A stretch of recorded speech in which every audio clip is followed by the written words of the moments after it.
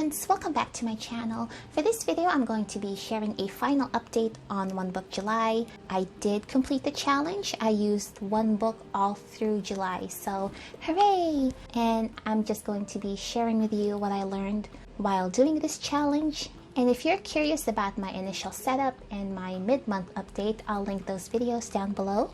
I know this video is fashionably late. I am filming this on August 3rd, but I thought it would be nice to just wrap up the challenge and have a complete playlist on how it went this year.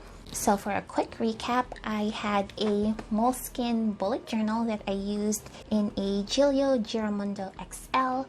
And you might be able to see some more patina on this cover. I don't know if you can see this little mark, but it has darkened over here because whenever I would use this notebook, I would tend to put my hand over here when I would open it up. So I thought that was interesting. So I love this cover. I really enjoyed my time with it. I definitely plan on using it in the future, but for now I'm going to move to a different cover just for a change. And then here is my Moleskine bullet journal. Unfortunately, I don't have a flip through ready for this notebook just yet because I had a really busy week the last week of July and my pages just fell apart. So here's a quick flip of the last couple of days.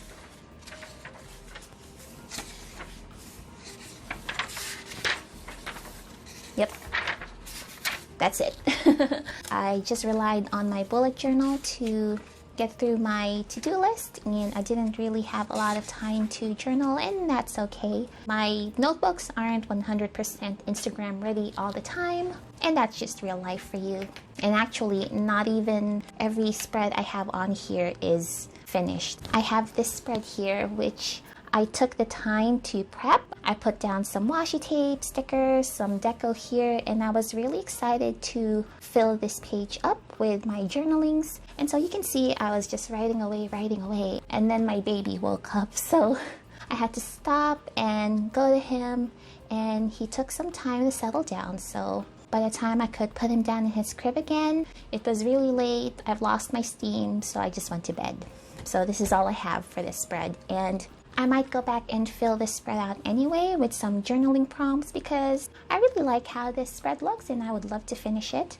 I would say half the spreads on this notebook is like this. I do plan on backfilling this notebook. I have a couple of family pictures that I want to add. July was a big month for us. My cousin got married, and then my son had his birthday, and then my birthday. So I definitely want to document those events into this bullet journal. I just haven't gotten around to it yet. So even though it's already August, I am still working on this bullet journal. And even though this notebook isn't completely filled up, I still do consider my One Book July completed because I stuck to this one book the whole month. And I consider it a success because I got what I needed out of it, and I definitely learned a lot through this challenge. One of the first things I've learned, and I already mentioned this in my previous update video, is the day on 2-page spread isn't for me, at least not right now. I don't have a lot of fixed appointments that I need to put down into a strict timeline, especially nowadays when we're stuck at home. And even then, a lot of my tasks are very flexible. I can do them any time of the day. So I don't think I would be able to utilize a day on 2-page spread the way that I would like. And I don't always fill up the notes pages either every day. So a lot of the space on this notebook is wasted. I do try to fill them up with pictures, and then here I was testing out a little journaling tool that would help me draw circles, but it would tend to get stuck. So I would end up with these really awkward and messy lines, which is really funny looking back on it now, but that's what this is. I tried to make it work and turn it into a moon, but that didn't work either. So realizing that the day on 2-page spread wasn't working out for me, I ended up really missing my weekly spreads. In my initial setup video, I know I said that I was getting bored of my weekly planner, but having used a daily format, I realized that that's what I actually need. I need to be able to see the entire week in one spread because I tend to break down my small goals on a weekly basis. So it helps me to be able to see what I have planned for the entire week. And this is just a lot easier for me to manage as opposed to daily spreads. So I'm really glad to be back in my Moleskine planner, it feels like coming home. And the last thing that I learned from this challenge, which again I mentioned in my previous update, is I need something pre-printed for now. I am not interested in making spreads or cutting up my own printables myself.